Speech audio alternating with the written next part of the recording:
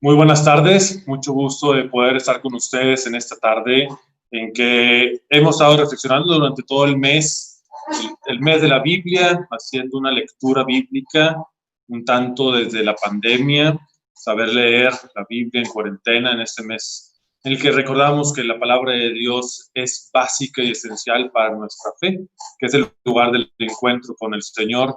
Y estoy gozoso de poder compartir el día de hoy esta lectura, esta reflexión, que podamos hacerlo juntos durante los 40 minutos, creo. Espero que podamos ir creciendo y encontrándonos.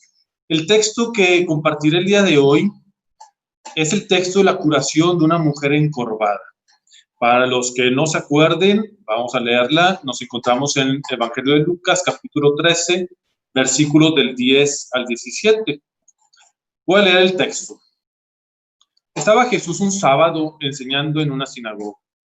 Había allí casualmente una mujer a la que un espíritu tendía enferma, un espíritu de debilidad. Hacía 18 años. Estaba encorvada y no podía en modo alguno enderezarse. Al verla, Jesús la llamó y le dijo: Mujer, quedas libre de tu enfermedad. Le impuso las manos. Al instante se enderezó y empezó a alabar a Dios. Pero el jefe de la sinagoga, indignado de que Jesús hubiese hecho una curación en sábado, comentaba con la gente: hay 6 días para que se pueda trabajar. Venid, pues, esos días a curaos, y no en día de sábado. Le replicó el Señor: hipócritas, ¿no desatáis del pesebre todos vosotros en sábado a vuestro buey o a vuestro asno para llevarlos a brevar? Y a esta, que es hija de Abraham, a la que ató Satanás hacía ya 18 años, ¿no estaba bien desatarla de esta ligadura un día de sábado?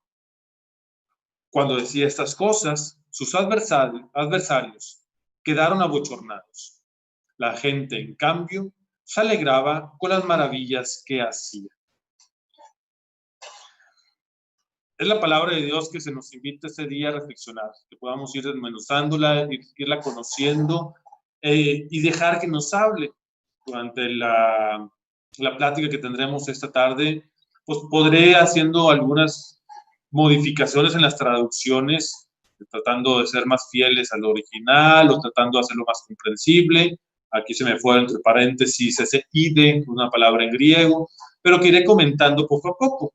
Creo que es importante, para empezar nuestra charla, primero es el ubicarnos en dónde estamos. El Evangelio de Lucas es un evangelio en dos partes, Lucas y Hechos, y que tiene una composición bastante lógica, o más bien que se lee bastante lógica, que nos ayuda mucho para comprender su mensaje.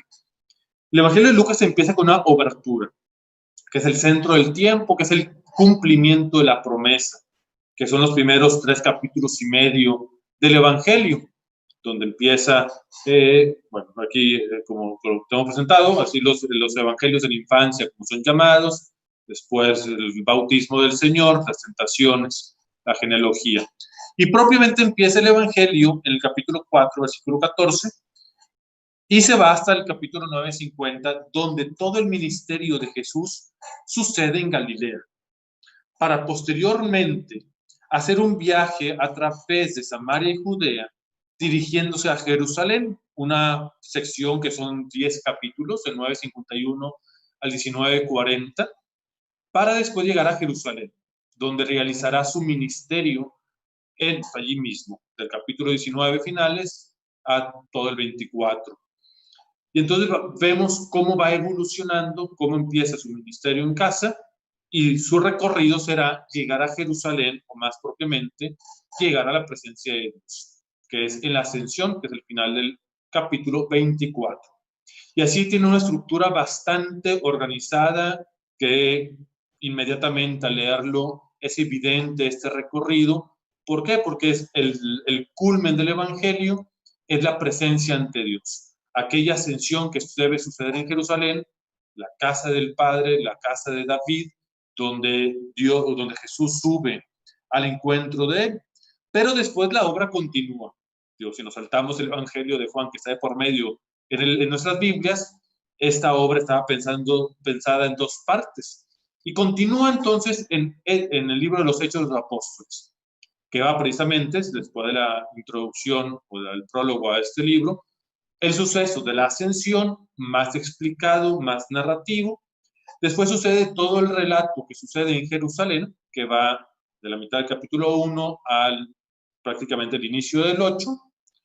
Posteriormente es todo el ministerio de los apóstoles que sucede en Judea y Samaria, del 8 al 11, mitad del 11, y posteriormente hasta los confines del mundo, que será del 11 hasta el final, donde Pablo termina en Roma. Y vemos cómo el Evangelio de Lucas tiene por centro la ascensión, el encuentro con Dios Padre, donde Jesús ha dado su vida en el amor para llevar a la plenitud de los tiempos. Y esta es la obra que, bueno, eso sería otra clase para irnos ubicando, pero podemos ubicarnos eso. Nuestro texto se encuentra en la subida a Jerusalén. Estamos en el capítulo 13, el que le estudiaremos y reflexionaremos durante esta tarde, y por lo tanto nos ubicamos en ese que tendrá su propia finalidad. Pero me encanta esta estructura porque nos puede ubicar en dónde estamos. Todo Lucas quiso pensar en una obra completa y por lo tanto es ubicarnos dónde estamos para que nos ayude, por lo tanto, a entender la temática que nos quiere compartir. Lucas empieza con un prólogo, que a continuación leo. Puesto que muchos han intentado narrar ordenadamente las cosas que se han verificado entre nosotros, tal como nos las han transmitido los que desde el principio fueron testigos oculares y servidores de la palabra, he decidido yo también, después de haber investigado diligentemente todos los orígenes, desde los orígenes, escribírtelo por su orden, ilustre Teófilo, para que conozcas la solidez de las enseñanzas que has recibido. Es el inicio y sabemos que es un prólogo que nos va a llevar a todo Lucas, pero también a Hechos, y de cómo él tiene una intención de compartir. Él sabe que no es el primero que escribe, por eso dice, los que han transmitido lo que desde el principio fueron testigos oculares. Si él sabe que ya existe el Evangelio de Marcos, y no estamos seguros si ya conocía el Evangelio de Mateo, pero que ya conocía el Evangelio de Marcos, él lo sabe, y de hecho se va a basar en el Evangelio de Marcos para transmitir este. Pero él ha tenido su propia intención. Este Evangelio de Marcos, él lo toma y con una cierta libertad lo adapta al mensaje que él quiere dar. Y se lo dedica a Teófilo. Personaje real, personaje histórico o personaje simbólico, pues muy posiblemente ambas. Teófilo sabemos que significa el amado de Dios. Y entonces a ti y a mí, que somos amados por Dios, nos quiere transmitir un mensaje. Esta experiencia de una fe que nos quiere compartir, que concluye, para que conozcas la solidez de las enseñanzas que has recibido. La intención que Lucas tiene es que nos afiancemos en la fe en Cristo, en las enseñanzas no tanto dogmáticas, sino esa experiencia de salvación y de liberación que Dios obra en nosotros. Una buena nueva que será transmitida para toda la humanidad y que quiere que nos solidifiquemos sobre él, que construyamos sobre él. Después del relato del nacimiento de Juan el Bautista, viene también el de Jesucristo. Después del anuncio privado del ángel a la Virgen María, hay un anuncio al todo el pueblo, que sabemos que es el anuncio del ángel a los pastores. Nos adelantamos al capítulo 2, versículos 8 al 11, que es la presentación del gran protagonista, pero ahora para todos, los lectores y el pueblo. Y, digo, recordándolo un poquito de su contexto, dice, había en la misma comarca unos pastores que dormían al raso y vigilaban por turnos durante la noche su rebaño. Se les presentó el ángel del Señor, la gloria del Señor los envolvió en su luz y se llenaron de temor. Y creo que debemos dejarnos allí estar con ellos, ¿verdad? Este anuncio que Lucas le está haciendo a Teófilo, sabemos que también nos dirige a nosotros y por lo tanto hay que dejarnos envolver por esta luz. Y no es un temor, es un temblor, es un movimiento interno. El ángel les dijo, no temáis, pues os anuncio una gran alegría. Es decir, no tengas miedo, es para que nos alegremos. que lo será para todo el pueblo. Os ha nacido hoy en la ciudad de David un Salvador, que es Cristo Señor. De esa manera el Evangelio se va abriendo de un anuncio a la Virgen María, donde ella se goza y acepta el llamado del Señor para ser su sierva y dejar que se construya este reino nuevo, o esta continuación del reino del Señor de Dios, nos invita a nosotros a ser parte de este pueblo. Hay una gran alegría que nos viene a transformar, que nos debe de invitar a abrirnos a la experiencia de ese Salvador. Únicamente Lucas presenta a Jesús de esa manera, el Salvador, un Salvador que es Cristo Señor, que es el ungido Señor, que es el Mesías Señor. Sabemos que la palabra Señor, que se utiliza en nuestra Biblia en griego, era la adaptación también del nombre de Dios mismo en el Antiguo Testamento. Es decir, se nos va anunciando una buena nueva. No es temor, no es terror, no es un juicio despiadado, sino que es un juicio de amor, es un Salvador que viene a nuestra vida para transformarnos. Y entonces, saltándome un poquito, viene la conclusión. Los pastores volvieron glorificando y alabando a Dios por todo lo que habían oído y visto, tal como se le había anunciado. Y entonces, este anuncio es para que lo veamos, lo escuchemos y lo veamos. Lo mismo que ellos, nosotros podamos compartir este gozo. Y entonces el Evangelio seguirá avanzando, pero si esta era la revelación que nos viene de lo alto, de los propios ángeles, en nombre de Dios, ahora vendrá un momento en que el mismo Jesús se da a conocer ahora sí a su pueblo. Si bien pasarán muchísimos años, porque será hasta cuando Jesús ya está en la adultez, 30 años seguramente, nos acordaremos de su automanifestación en la sinagoga de Nazaret. Un punto que es clave dentro del Evangelio. Si se acuerdan, cuando presentaba ahorita el esquema del Evangelio, Lucas comentaba que aquí empieza el ministerio. En Lucas capítulo 4, versículo 14 y siguientes, es cuando Jesús se presenta después de las tentaciones, después de aquello del desierto, por primera vez en el Evangelio, de una manera pública. Entra en la sinagoga de su pueblo, en Nazaret, le piden que él haga la lectura de la escritura de este día. Se levanta, se le da el rollo, lo toma y lo lee. El relato de Lucas lo hace sumamente interesante porque lo presenta como centro. Y cuando lee el texto bíblico, ese día dice, esta escritura hoy se ha cumplido. El texto que lee es el texto de Isaías, el cual lo leo hasta a continuación. El Espíritu del Señor está sobre mí. Acordémonos que acaba de ser bautizado hace poquito. El Espíritu del Señor está sobre mí, porque me ha ungido para anunciar a los pobres la buena nueva. Me ha enviado a proclamar la liberación a los cautivos y la vista a los ciegos, para dar la libertad a los oprimidos y proclamar un año de gracia del Señor. Un texto sumamente importante dentro del libro de Isaías es el anuncio de un año de gracia. Recordamos que el año de gracia es llamado también el jubileo, la semana de semanas, la fiesta donde todo regresa a su origen, donde todo regresa a su dueño original, donde si alguien había sido vendido a la esclavitud, regresa a ser libre, donde los campos que se habían dejado por crisis económica, por necesidad, todo regresa a su plan original. Todo regresa al plan original de Dios, hablaríamos del paraíso. Y entonces viene a anunciar una buena nueva. Viene a traer liberación al cautivo, el que está excluido, el que está sacado de su tierra, la vista al ciego y la libertad del que está siendo oprimido.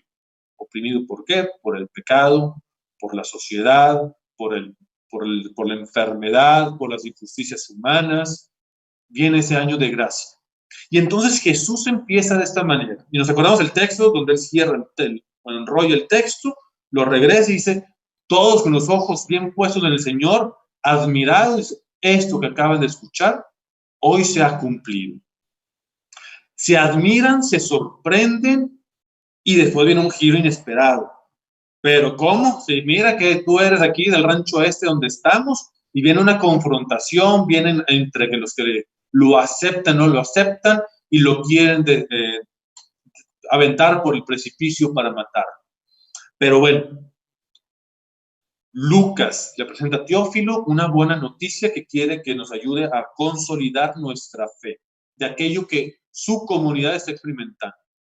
Los ángeles le presentan al pueblo un Salvador. Y después del bautismo y las tentaciones y de un repaso en su genealogía, donde él se reconoce como hijo de Dios, hijo de Adán, es decir, hijo de la humanidad entera, presenta su misión.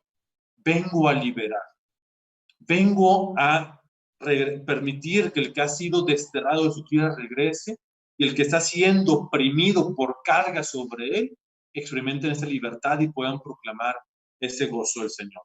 Y vendrá toda una experiencia de quién es este, que hasta los demonios se le someten, qué tipo de autoridad, de qué palabras. Se presenta Jesús entonces como un gran profeta. Y entonces se habíamos presentado este esquema en donde nos volvemos a ubicar. Empezamos el prólogo y el anuncio de los ángeles, que lo pusimos aquí en el centro del tiempo, la obertura.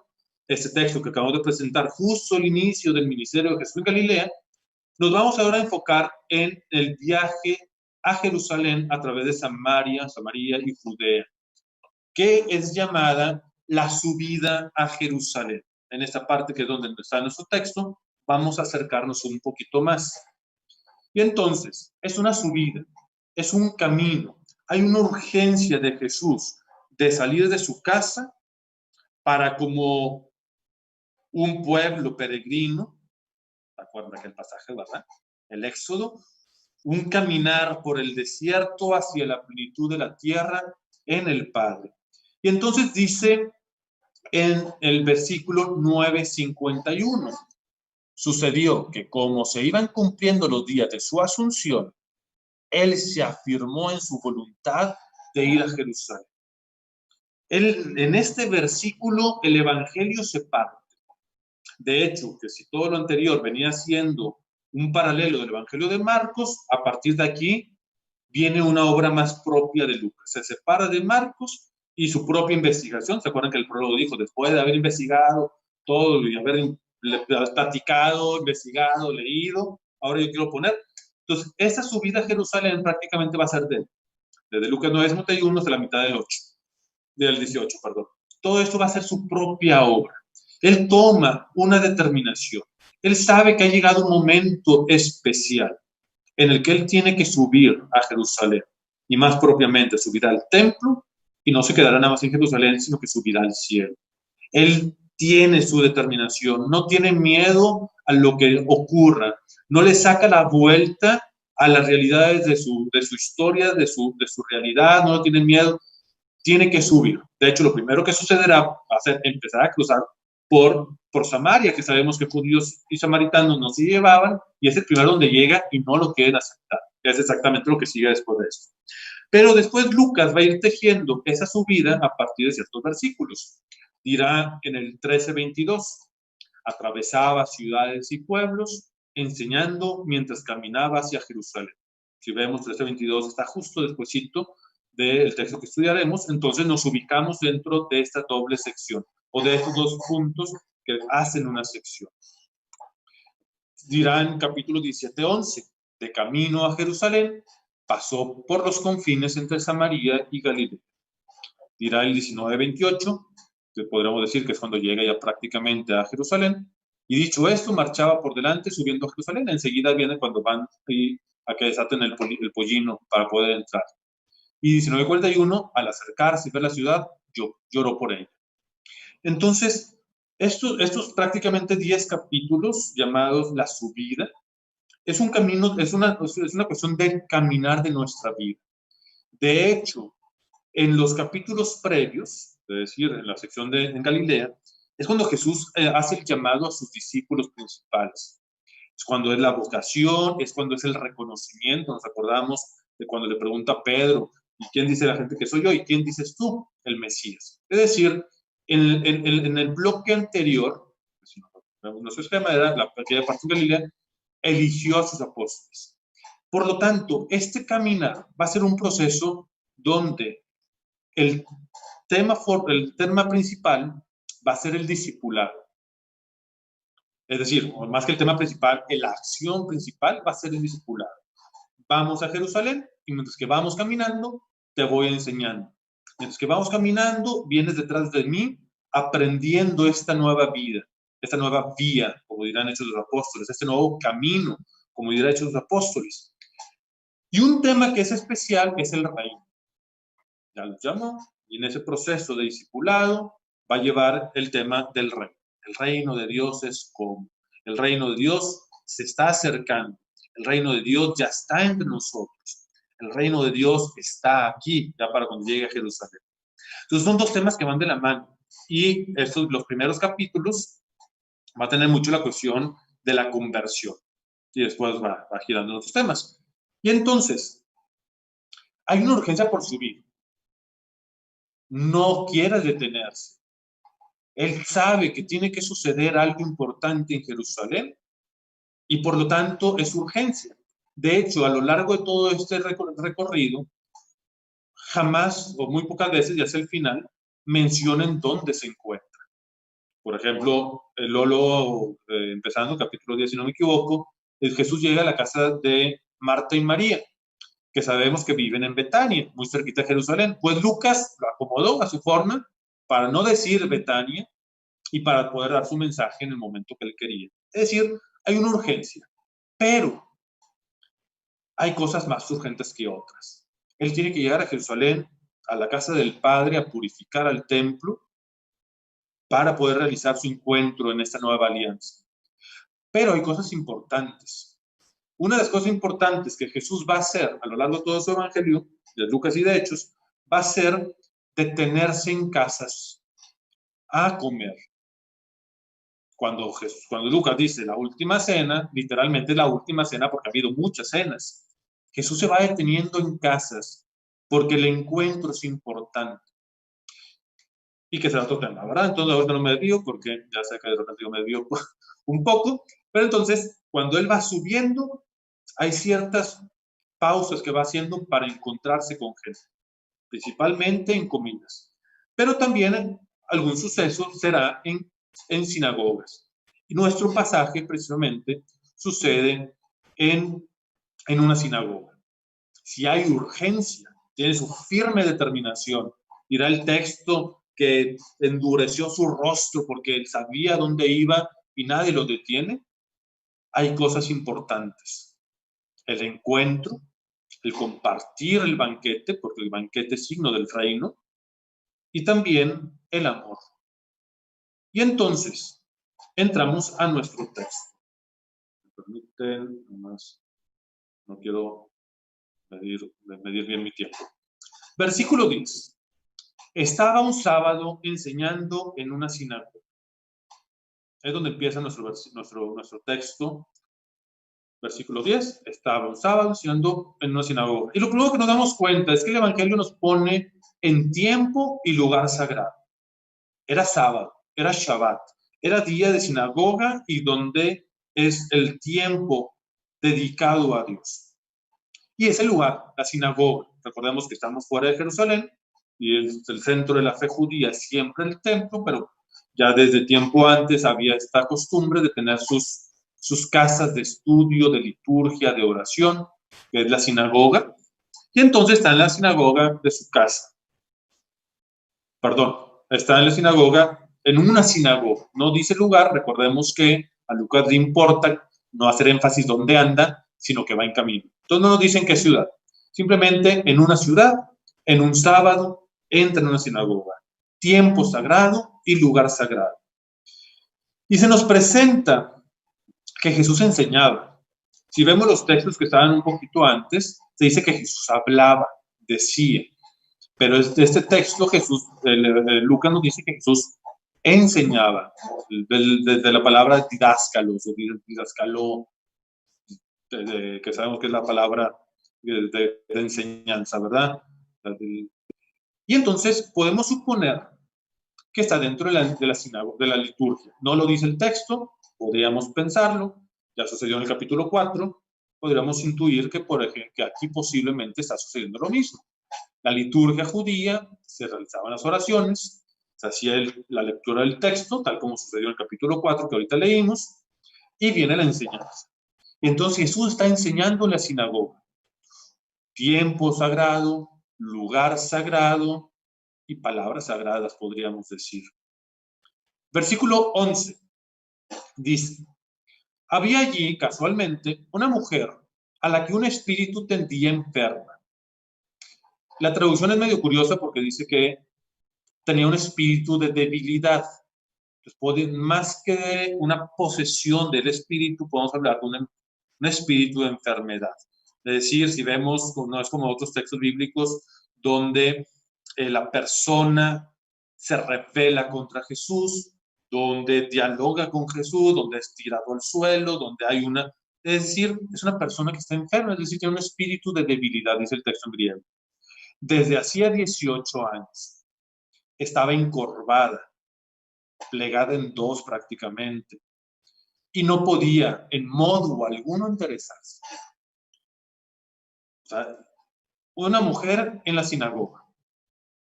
No sabemos a partir de cuándo el judaísmo acostumbró separar sus sinagogas entre hombres y mujeres. Sabemos que es actual, sabemos que sí tiene varios siglos, pero no sabemos ubicar si esto ya existía en el tiempo de Jesús. Las construcciones, entonces hay duda, pero entonces la mujer está en la sinagoga.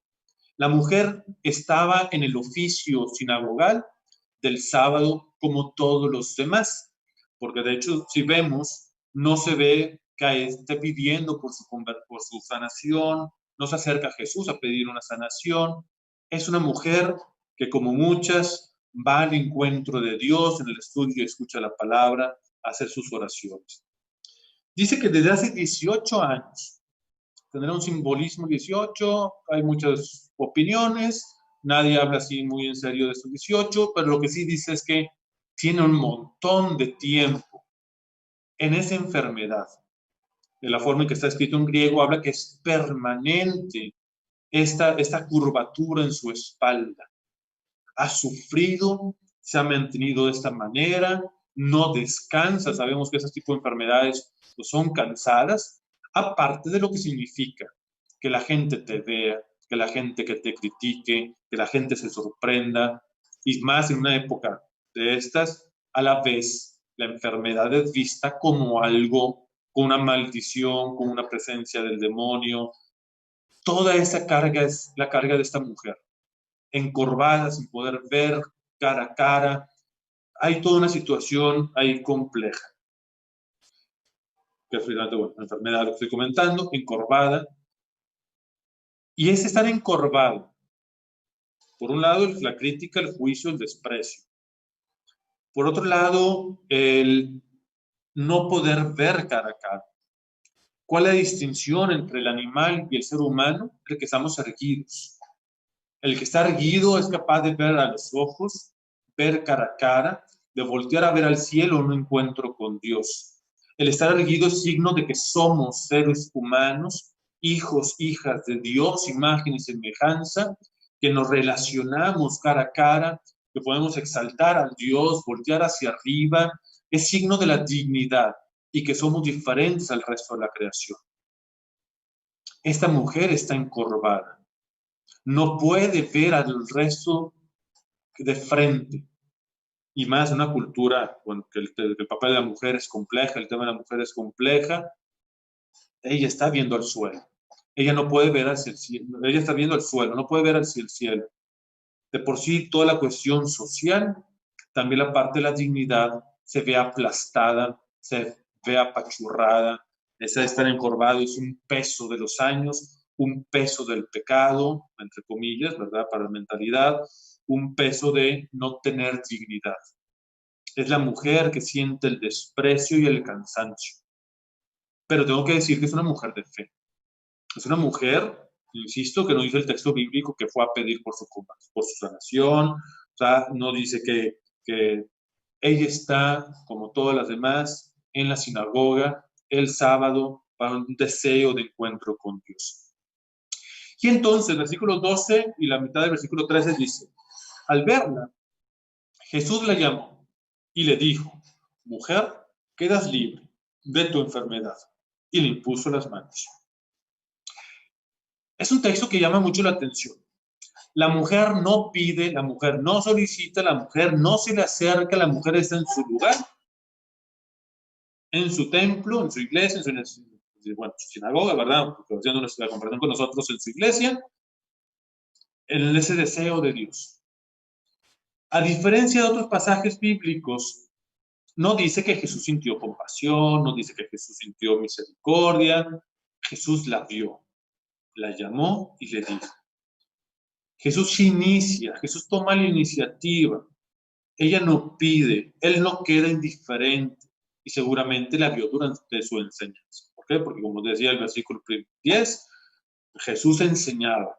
Seguramente ya hubo oraciones, ya hubo lectura de las Escrituras y ya hubo enseñanza. Tras la enseñanza viene el que Jesús, al estar predicando, la vio. La vio y aunque no lo diga, pero el llamado lo dice, sintió la misericordia propia de él.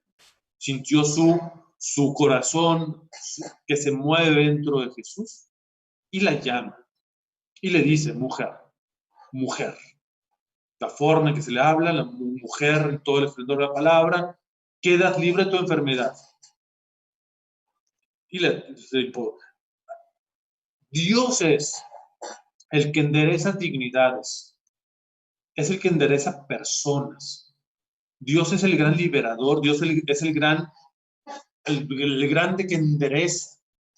Este verbo de enderezar, que comenta adelante, en la Biblia, cuando se usa en la Biblia de los 70, en la Biblia griega, es utilizado la mitad de las veces para referirse a reinos o edificios y la otra mitad para referirse a personas.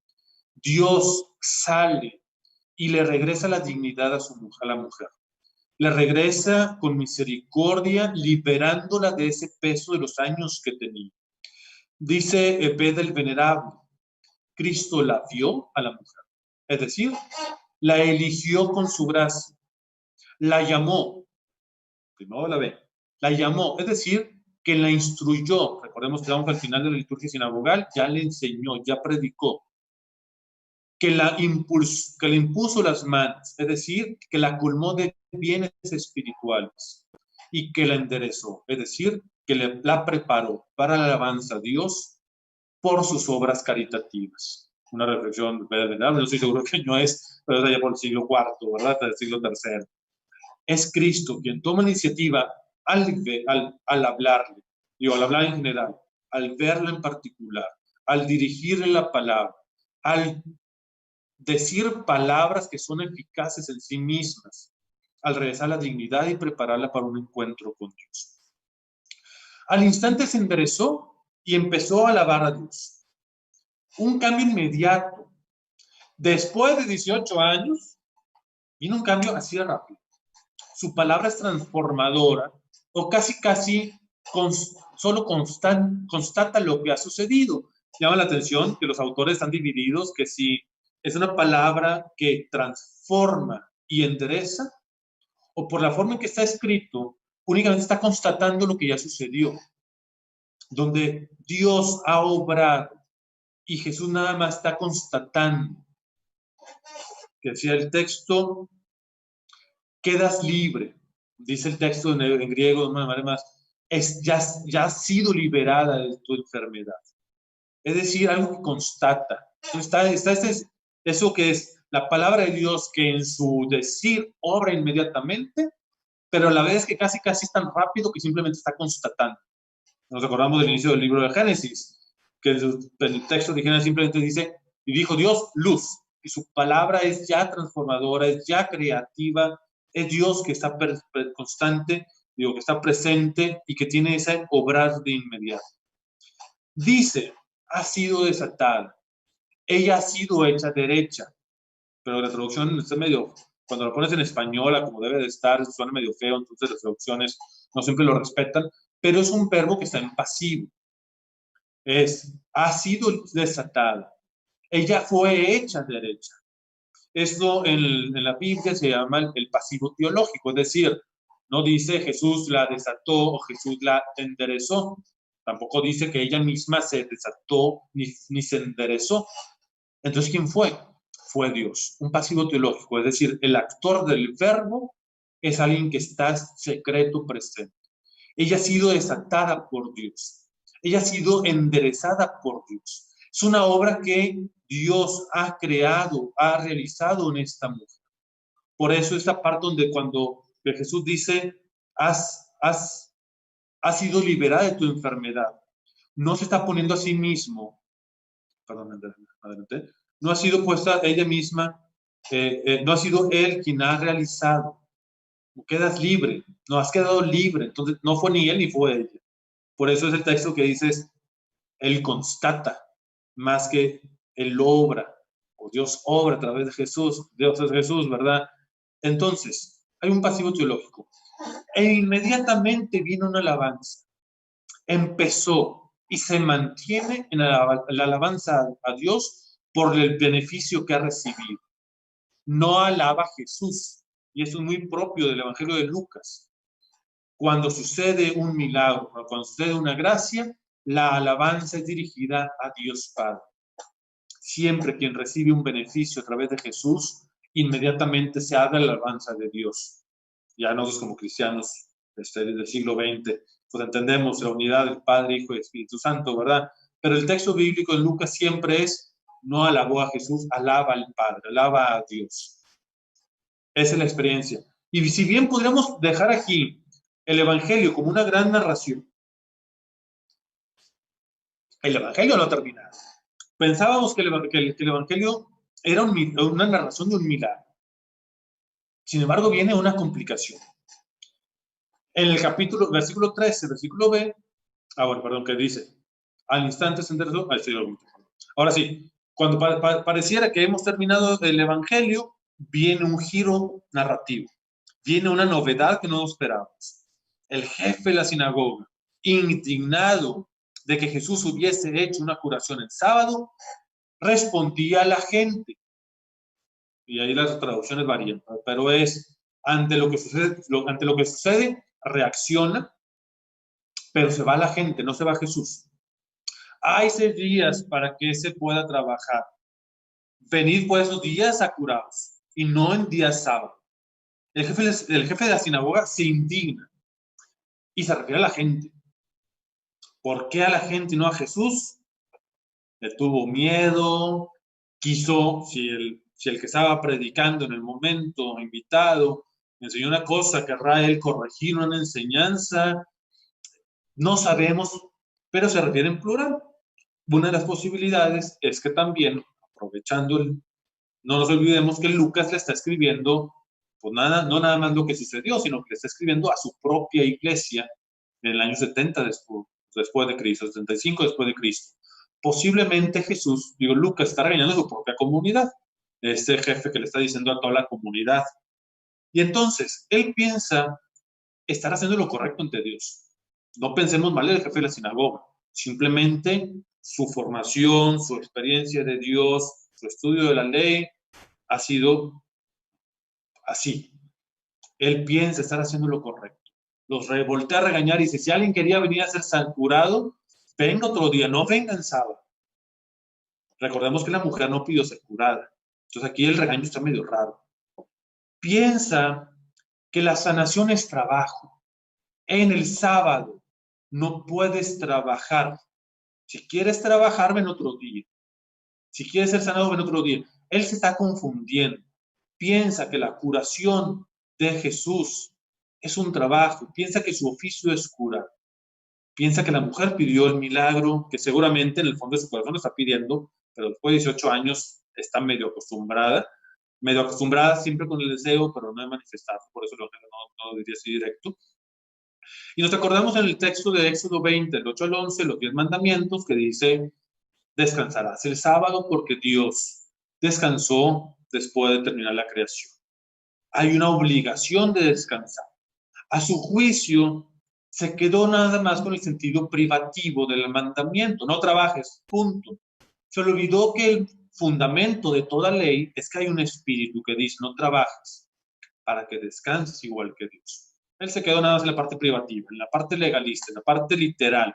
Estaba prohibido y punto, se le olvidó, ¿verdad? Y me vienen cosas de la mente que no sería muy correcto decirlo, digo, viendo nuestra propia iglesia, viendo nuestra propia comunidad, viendo la propia pandemia que vimos. No, la ley dice, sí, pero no olvides el espíritu y el contexto, ¿verdad? Y entonces él piensa estar en lo correcto, él conoce la ley, ante Dios piensa, pero también piensa que lo que Jesús hizo fue un trabajo. Vamos a profundizar. Dicen los versículos 15 y 16. Le replicó el Señor, hipócritas, ¿no desatáis del pesebre todos vosotros el sábado a vuestros bueyes, a vuestro buey o a vuestro asno, para llevarlos a brevar? Y a esta, que es hija de Abraham, a la que ató Satanás hacía ya 18 años, ¿no era necesario desatarla de esta ligadura un día sábado? Lo primero que nos damos cuenta es que Lucas ya no dijo Jesús, dijo Señor. El mismo Lucas empieza a darle, increyendo dentro del texto, más presencia a Jesús. Ya no dice Jesús como hace rato, sino ahora el Señor. Lo pone en todo el esplendor de la palabra. Le da su lugar. Va creciendo el diálogo y la autoridad. E igualmente hace ahora Jesús una enseñanza a todos. Sí. El jefe de la sinagoga se dirigió a todos. Yo también me dirijo a todos. Hipócritas. Ustedes conocen la ley, pero saben que ya en la costumbre nos hemos permitido que nuestro ganado coma. Hemos entendido que es una obra importante el darles esta libertad para que ellos, nuestros animales, ¿cuánto no más lo va a hacer con una persona? Es hija de Abraham, es parte del pueblo de Israel. Es la única vez en la Biblia, si no me equivoco, que dice hija de Abraham. Siempre decía también es hijo de Abraham. Esa es hija la mujer es parte del pueblo, es parte del pueblo elegido. Es otra Isaac. Si Abraham iba a sacrificar a su propio hijo, esta también es hija de Abraham. También es liberada para que no sea sacrificada. Ella también es rescatada. Es otro Israel. Es parte del pueblo que de la esclavitud de Egipto, de la esclavitud del pecado, es llamada la liberación. Así como los animales lo haces, ¿cuánto no más lo vas a hacer por una persona? Estoy escuchando que son las 4:45. No solo es permitido, sino que es lo más idóneo. Judá no es el gran pueblo, del reino, no es el gran pueblo con grandes ganados. O sea, los que tienes que cuidarlos, no es el más idóneo, no es nada más permitido, sino que es el más idóneo. ¿Qué quiere decir esto? Y antes de pasar a eso, chequemos que Jesús hace referencia a ella. Hacía ya 18 años. Jesús ya la conocía de antemano. Estos 18 años, que Jesús lo diga, habla por una elección, habla porque la ha conocido. Sabe él que ella ha sido atada por el demonio, por Satanás. Él la ha elegido desde previo y la quiere liberar. Y entonces no nada lo ha sido. Cuando vemos las dos narraciones de los mandamientos, Éxodo 28:11 dice que hay que descansar en sábado, porque Dios descansó en sábado, porque Dios al terminar la creación descansó, así nosotros debemos descansar. Pero cuando en Deuteronomio 5:2-15 se vuelve a explicar la ley, dice hay que descansar el sábado, porque es el día del Señor, porque fuiste liberado de la esclavitud y ya no eres esclavo. El sábado es signo de que no somos esclavos. El sábado es signo de que somos libres, de que somos hijos de Dios y que no servimos a nadie. Esta mujer ha sido esclavizada por Satanás. Cuánto importante es que sea liberada en sábado. Es el día en que se nos recuerda que no somos esclavos de nadie, ni del pecado, ni de Satanás, ni de ningún peso de injusticia. Que no podemos seguir cargando sobre nuestros hombros aquello que nos quita nuestra dignidad. El sábado es justamente el día y más importante para liberar a esa mujer. Por eso dice, es necesario. Ahí cuando en las traducciones siempre se pierde un poquito, pero por ahí va a decir adelante, era necesario que en este sábado fuera liberado. Vamos terminando. Y entonces, ¿por qué? Porque forma parte del plan de Dios. Dios quería acabar Dios tenía en sus planes terminar esto. Aunque terminando, sigue la misa. Recordemos que el culto sinagogal, nuestra misa dominical, debe ser liberadora. Debe ser para dar liberación. La libertad que se siente en la experiencia de la liturgia es una anticipación de la escatología de la nueva creación. Es algo que está al final. Y termina con el versículo 17 diciendo: cuando decía estas cosas, sus adversarios quedaban abochornados. La gente, en cambio, se alegraba con las maravillas que hacía. Y pongo la imagen de la vocación, ¿verdad? Hay que elegir. Somos parte del pueblo que le escuchó al jefe de la sinagoga y que quedó avergonzado, o somos parte de la alegría que se encuentra con ese Dios verdadero de esta ley y que se alegra. La alegría es tema de Lucas, y así desde el principio en Los Ángeles lo escuchamos. Jesús llama a elegir el seguimiento. Recordemos que estamos en la subida a Jerusalén, del 9:51 al final del 19, es el seguimiento. ¿Eres adversario o eres discípulo? Dios te libera o te dejas todavía estar esclavizado. No olvidemos, se me pasó a comentarlo, ese ha sido liberada de Satanás, nos relaciona también con la misión de Jesús en el capítulo 4, hace rato que leí en la sinagoga. He sido enviado para proclamar un año de gracia, al dar la libertad al cautivo y al oprimido. La alegría es experiencia cristiana del encuentro de Dios y su reino. El cristiano tiene que ser alguien alegre, porque Dios nos ha liberado. Surge la liberación y la dignidad de la persona. No voy a saltar eso, lo siento, en el contexto donde estábamos. Entonces, Lucas está regañando su iglesia hasta el año 75. Dice: si el reino ya irrumpió entre nosotros, tenemos que vivir la alegría de la liturgia. El sábado y la ley van de la mano a su espíritu. La gracia, entiéndase dentro de la ley. La alegría es parte de nuestra liturgia, es parte de nuestra experiencia como cristianos. ¿Qué nos dice nuestra iglesia? Pongo una figura aquí como el pueblo de Israel cruzando igualmente. He visto la aflicción de mi pueblo en Egipto. He escuchado el clamor ante sus opresores y conozco sus sufrimientos. He bajado para liberarlo de las manos de los egipcios y para subirlo de esta tierra a una tierra buena, espaciosa. El texto de Hebreo. Dios sale de sí mismo para liberarnos del pecado, liberarnos de la esclavitud, enderezarnos. No puede seguir habiendo personas encorvadas sin dignidad. Dios quiere nuestra libertad. Y en el contexto litúrgico, en la sinagoga, en sábado, tras la escritura, viene la experiencia de que Dios nos toca y Dios nos da libertad. Y que de inmediato la bendición de Dios genera alegría y gozo. Es signo del reino entre nosotros. La liberación de la mujer encorvada. Termina así nuestra reflexión para el día de hoy. La mujer que ha sido por mucho tiempo también en un contexto cultural, aplastada, encorvada, que no se le permite levantar la cabeza, Cristo llama a la liberación. En este plan y proyecto original, hombre y mujer los creó, imagen y semejanza de Dios, con toda la dignidad de cada hombre, de cada mujer. No puede haber más personas inclinadas viendo el suelo, sino levantados para alabar a Dios. La experiencia del pecado, la experiencia de la enfermedad se lleva con paciencia. Hay un plan de Dios que lleva hacia la libertad y viene a exultar a ese encuentro con Dios. Que permitamos que Jesús nos sane a cada uno de nosotros. Que Jesús sea el que nos lleve. Me da mucho gusto poder haber estado con ustedes. Que dejemos, perdón, sigue interrumpido forzoso para poder seguir la misa con la transmisión. Que nuestro encuentro con el Señor sea liberador.